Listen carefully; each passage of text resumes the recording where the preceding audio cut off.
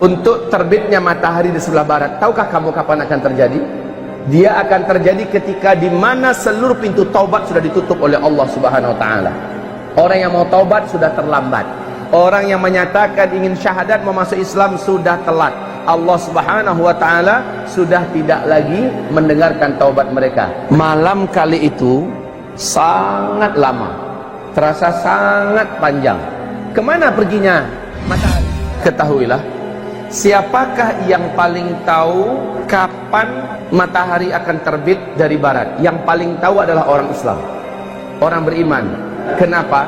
Karena orang beriman ketika itu menghabiskan malamnya dengan tahajud, baca Al-Quran, berzikir.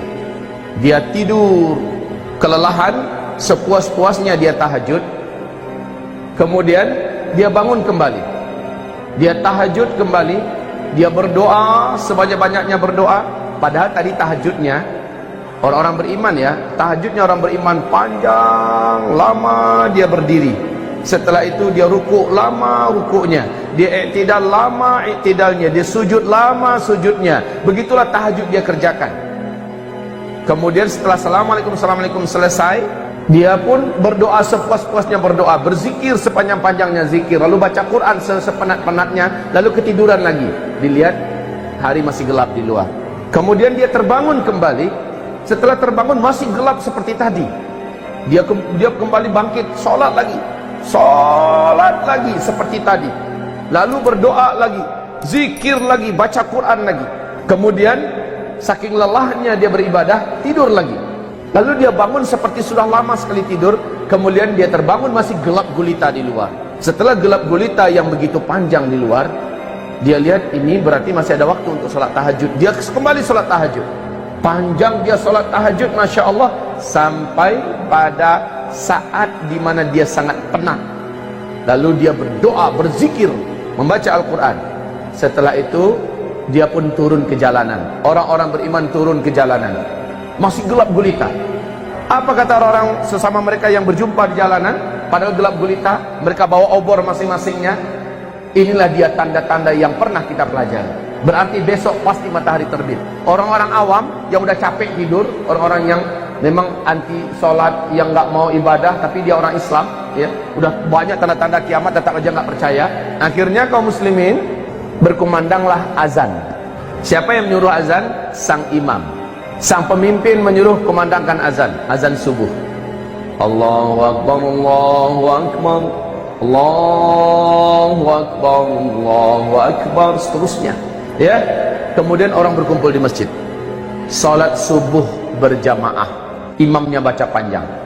Selesai zikir pagi, rencananya sampai terbit matahari. Ternyata masih gelap gulita setelah itu semua. Sang imam berkata, mungkin tadi terlalu cepat kita mulai azan. Coba lihat, kemana jam tangan perginya? Jam tangan kemana? Obor untuk lihat jam kan ada, kemana jam tangan? Jangan lupa, ini teknologi, semua yang bersifat teknologi sudah selesai. Orang berpatokan hanya kepada matahari. Kemudian kata imam, terlalu cepat kita tadi kumandangkan azan. Kayaknya tadi kita tuh sholat sebelum waktunya. Kemudian dikumandangkan lagi azan subuh. Kaum muslimin sholat lagi, zikir lagi sepuas-puasnya. Selesai semua zikir-zikir, doa-doa Nabi dibaca, masih saja gelap. Kata imam, kayaknya itu yang tadi itu juga terlalu cepat.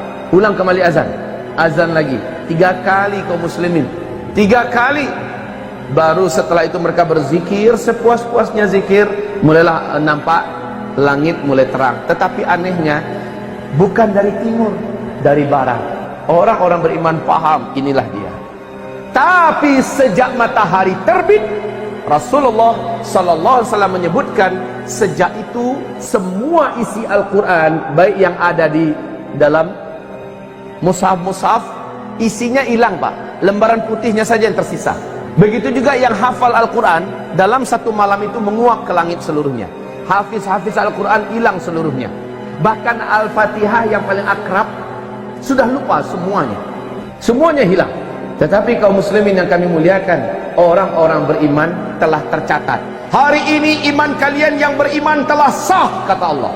Hari ini seluruh amalan orang-orang yang pernah beramal telah diterima. Dan sejak itu tidak ada lagi amalan, tidak ada lagi sholat, tidak ada lagi puasa. Tapi itu kaum muslimin, matahari hanya terbit setengah hari saja. Setengah hari saja. Dari sebelah barat, itu barat umpamanya, terbit hanya setengah hari. Rasul berkata, dia kembali bergeser, kembali tenggelam di tempat biasanya dia tenggelam, sebelah barat. Kemudian besoknya dia terbit normal seperti biasa dari sebelah timur. Coba lihat begitu cepatnya. Baik, kita lanjutkan kaum muslimin yang kami muliakan. Malam kali itu sangat lama, terasa sangat panjang. Kemana perginya matahari? Nah, ini ada hadis yang panjang dari Imam Muslim. Mari kita simak. Dengan hadis inilah, dengan penuh hormat, saya harus membantah pernyataan Syekh Imran Hussein, di mana beliau mengklaim maksud matahari terbit dari sebelah barat di akhir zaman adalah Islam nanti akan bangkit dari Amerika dan dari Eropa. Pernyataan itu saya bantah dengan hadis ini, dengan hadis yang diriwayatkan oleh Imam Muslim dalam kitab sahihnya, dalam kitab Al-Iman jilid 2 hadis nomor 195 dan 196. Kok bisa malamnya 3 malam berturut-turut orang di bumi hidup merasakan malam yang panjang sekali sehingga puas orang tahajud. Berulang-ulang orang melaksanakan tahajud. Tahukah kamu kemana matahari perginya? Matahari tidak ditutup oleh Allah, tidak, tapi memang dia pergi memenuhi panggilan Allah. Ngapain? Matahari pergi ke bawah arasy, meninggalkan orbitnya, dan dia terus melesat sejauh-jauhnya sampai berada di bawah arasy. Berarti matahari sudah keluar dari seluruh alam semesta dengan kecepatan yang hanya Allah yang memberikan, sampai di bawah arasy, tepat dekat Sidratul Muntaha. Di situ dia sujud. Matahari sujud macam mana bentuknya entah, pokoknya dalam hadis dia sujud kepada Allah Subhanahu wa ta'ala. Fakta ilmiah yang tidak akan pernah bisa diketahui oleh para pakar dan ahli astronomi manapun sampai hari kiamat, kecuali dari hadis ini, bahwa matahari telah pernah meninggalkan bumi sebanyak 2 kali sebelumnya. Ini hadisnya. Matahari pernah pergi meninggalkan bumi sebanyak 2 kali sebelumnya. Kali ketiga baru Allah perintahkan, terbitlah engkau dari tempat biasanya engkau tenggelam. Dengar hadisnya tadi? Dengar bahwa matahari telah pernah meninggalkan bumi ini dulu. Kapan?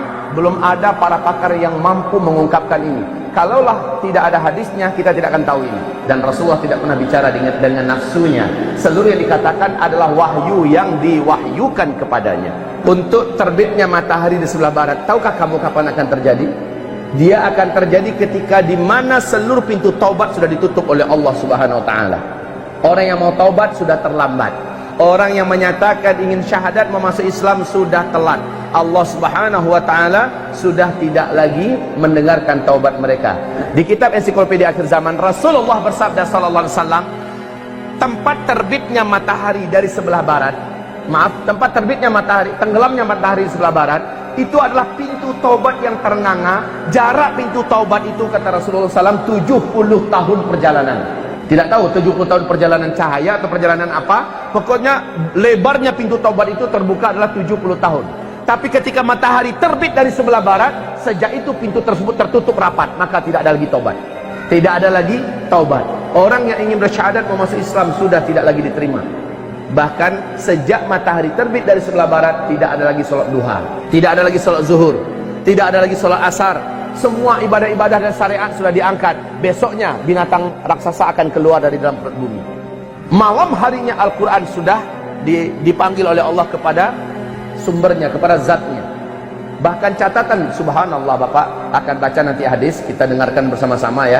Rasul mengatakan saat itu Al-Quran hanya tinggal lembaran-lembaran putih. Di waktu duha, setelah matahari terbit, orang-orang ingin melihat Al-Quran.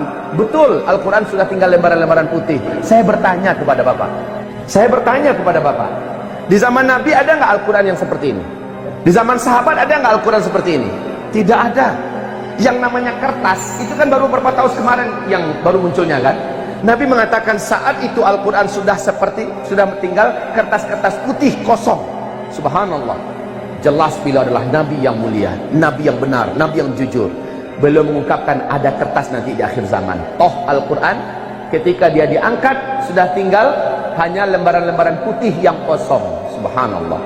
Allah pada hari di mana matahari terbit dari sebelah barat mengumumkan bahwa hari ini iman orang yang telah beriman sebelumnya sudah sah.